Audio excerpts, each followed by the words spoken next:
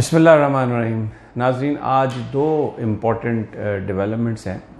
एक तो IMF के साथ पाकिस्तान का एग्रीमेंट हो गया और उसके बाद जो ख़बरें आ रही हैं उस पर तबसरा करेंगे कि ये एग्रीमेंट क्या है। दूसरा, पाकिस्तान की कौमी असम्बली ने आज 26वां आइनी तरमीमी बिल पास किया है, जिसके तहत फाटा में अब, क्योंकि इसको मर्ज कर दिया गया, अब ये KPK का हिस्सा है, तो इसमें कौमी असम्बली और सूबाई असम्बली की जो सीटें हैं उनका इंतखाब होगा। कौमी असम्बली की सीटें जो हैं वो 24 हो गई हैं बढ़ के, और सूबे की भी बढ़ी हैं, और अब वो KPK असम्बली में पूरा उनकी नुमाइंदगी होगी। और ये इसलिए किया गया, ये बड़ा इम्पोर्टेंट है, इसका बड़ा गहरा ताल्लुक़ है इस वक्त पाकिस्तान जिन हालात से गुज़र रहा है कि उनको मेन स्ट्रीम में शामिल किया जाए। एहसास महरूमी अगर इलाके में है तो उस एहसास महरूमी को दूर किया जाए और डेवलपमेंट के लिए वहाँ पर फंड्स लगाए जाएं, ताकि इस वक्त जो दुश्मन पाकिस्तान का उन लोगों के अंदर जो एक नफ़रत और जहर के बीज बो रहा है उसको हम उसका कला कमा कर सकें, उसको हम रोक सकें।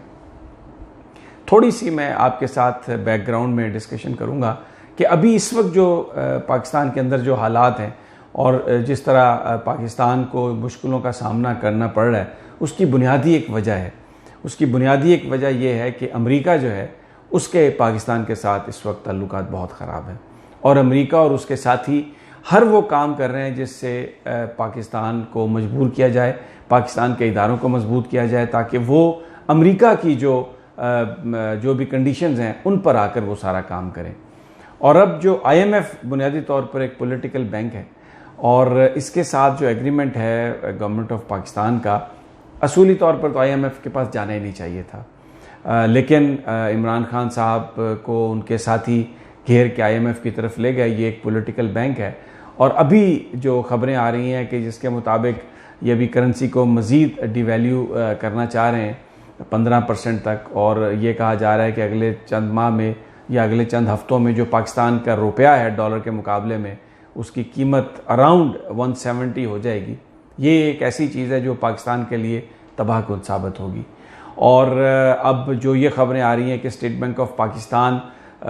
बिल्कुल इंटरवीन नहीं करेगा और मार्केट तय करेगी कि डॉलर का क्या रेट है, तो इसमें डॉलर का रेट और भी आगे जा सकता है, इससे भी आगे रुपए के मुकाबले में उसका रेट बढ़ सकता है, जिससे पाकिस्तान के कर्ज़ों में इजाफा होगा, जिससे महंगाई में इजाफा होगा। बहुत ही एक बुरी ऑप्शन पाकिस्तान के लिए IMF की, जो बहरहाल हुकूमत इलेक्टेड गवर्नमेंट है और कोई चॉइस नहीं थी इसके लिए, शायद जो जिस तरह तहरीक इंसाफ कह रही है। लेकिन ये बहुत पहले से हम ख़बरदार कर रहे हैं और इस हवाले से बात कर रहे हैं कि ये एक गलत डिसीजन है IMF के पास जाने का। 650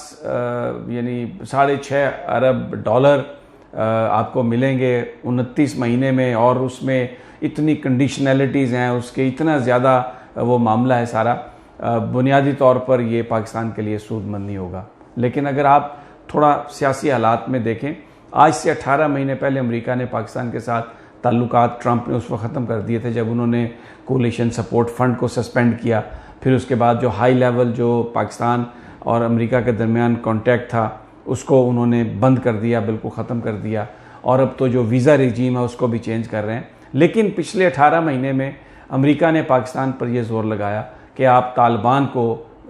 मुज़ाकरात के लिए मजबूर करें। शुरू में ये कहा गया कि बस इसका आउटकम कुछ भी हो, लेकिन आप तालिबान को मुज़ाकरात की टेबल पर ले आएँ। पाकिस्तान ने 18 महीने में मुज़ाकरात के लिए तालिबान को आमादा किया। अब कई उसकी राउंड्स भी हो चुके हैं, लेकिन क्योंकि तालिबान जो हैं वो जो अफ़गान हुकूमत है, जो जिसको वो कठपुतली हुकूमत कहते हैं, उससे बात करने के लिए तैयार नहीं है। तो अब अमेरिका ने ये ज़ोर लगाया कि जनाब इसके कुछ ना कुछ नताइज निकलने चाहिए और वो अमेरिका के लिए निकलने चाहिए। सब कुछ किया पाकिस्तान ने, लेकिन पाकिस्तान को इसका सिला नहीं मिला, कुछ भी नहीं मिला। फैटफ के ज़रिए और यूनाइटेड नेशन की करारदादों को थ्रेटन करते हुए इन्होंने, जिस वक्त भारत ने पाकिस्तान पर जारियत की तो उस पर भी ब्लैकमेल किया अमेरिका ने। और अब आप देखें कि जैश मोहम्मद और लश्कर तैयबा और दूसरी जो तंजीमें हैं उनके हवाले से भी पाकिस्तान ने घुटने टेके हैं, कश्मीरी मूवमेंट के हवाले से भी घुटने टेके हैं। और बुनियादी तौर पर जो अमेरिका है वो अपनी हर चीज़ मनवा रहा है, लेकिन उसके मुकाबले में हम कुछ भी हासिल करने में कामयाब नहीं हुई। ये बड़ा एक अलार्मिंग है सिचुएशन, और इसमें इमरान खान साहब को, गवर्नमेंट को मजबूती से स्टैंड लेना चाहिए, और बिल्कुल जो एक हम पसपा हो रहे हैं ये नहीं होना चाहिए। सबसे इम्पॉर्टेंट बात जो है, जिसका फाटा की जो कानून साजी है वो इसलिए अहम है कि पाकिस्तान को एक हाइब्रिड वॉरफेयर के ज़रिए पाकिस्तान पर अटैक किया जा रहा है। ये देख लिया अमेरिका ने और भारत ने भी कि वो मिलिट्री ताकत के ज़रिए पाकिस्तान को कंकर नहीं कर सकता। कन्वेंशनल वॉरफेयर में भी पाकिस्तान की एयरफोर्स ने अपनी बरतरी जारी बहाल रखी और साबित की। फिर पाकिस्तान एक न्यूक्लियर स्टेट है, वो जो डेटरेंस है पाकिस्तान का, उसके नतीजे में पाकिस्तान को फतह नहीं किया जा सकता, क्योंकि जो सेकंड स्ट्राइक कैपेबिलिटी है वो पाकिस्तान के पास है। अब क्या हो सकता है,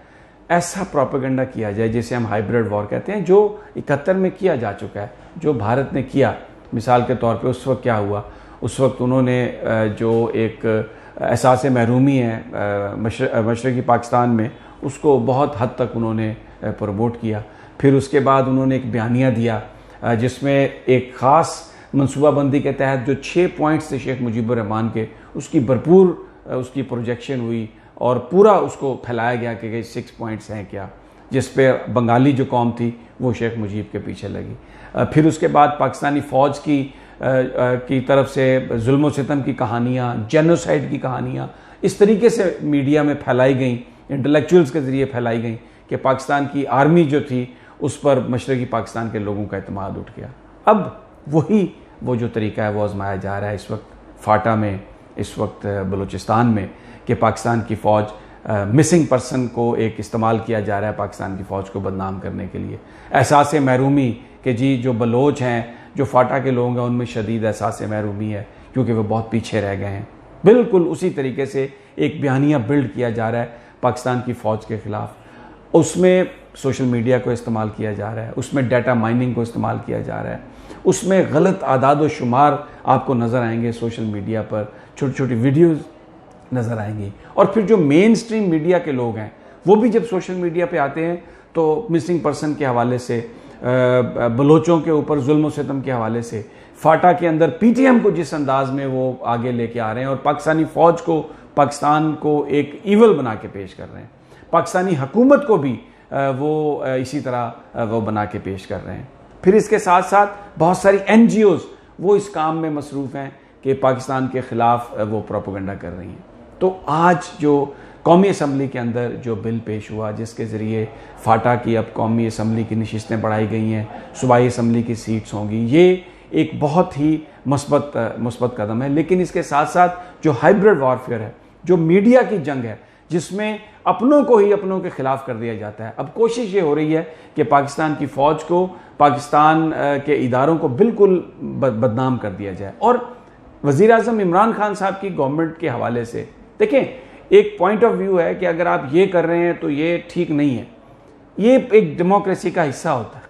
आप किसी भी हुकूमत के एक्शन पर क्रिटिसिज्म कर सकते हैं, लेकिन इस हुकूमत के बारे में यार लोग, या वो जो हाइब्रिड वॉर है वो क्या फैला रही है, ये सिलेक्टेड गवर्नमेंट है, ये पाकिस्तान की फ़ौज इनसे काम करवा रही है और इमरान खान साहब अहल नहीं है। इमरान खान साहब ने ये मुल्क IMF को दे दिया, पटे पे चढ़ा दिया, ये गलत फैसला है। लेकिन हुकूमत मौजूद है और IMF तो 21वीं दफ़ा पाकिस्तान पर आया, लेकिन इस दफ़ा इतना ख़ास प्रोपेगेंडा क्यों?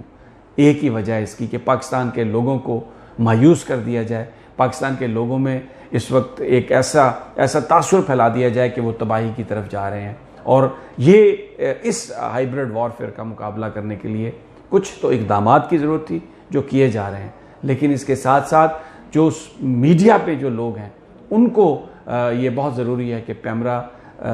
इस वक्त एज ए रेगुलेटर एक्ट करे। जो पाकिस्तान के ख़िलाफ़ एक बेबुनियाद प्रोपेगेंडा है उसको रोकने की कोशिश की जाए, और जो सोशल मीडिया है उस पर, और जो मेन स्ट्रीम मीडिया है उस पर ये जो बयानिया बहुत ज़्यादा तकवीयत पा रहा है, जिसमें पाकिस्तान के इदारों को गाली दी जा रही है और एक मायूसी और बददिली फैलाने की कोशिश की जा रही है, उसको रोकना, उसका तदारक बहुत ज़रूरी है। और पाकिस्तानी कौम को ये समझना बहुत ज़रूरी है कि ये सब जो प्रोपेगेंडा है ये क्या है। CPAC को रोकने के लिए जिस अंदाज में चाइनीज़ मैरिज के मसले को आउट ऑफ द प्रोपोर्शन उसको प्ले अप किया गया, चंद लोगों ने बुरा काम किया, चाइनीज़ गवर्नमेंट इसको रोकने के लिए तैयार है, लेकिन अभी उसको इतनी हवा दी जा रही है ताकि चाइना के लोग और पाकिस्तान के लोगों के दरमियान एक नफरत क्रिएट हो, उनके दरमियान एक फासला क्रिएट हो, और फिर जो सी पैक पर जो अमल दरामद है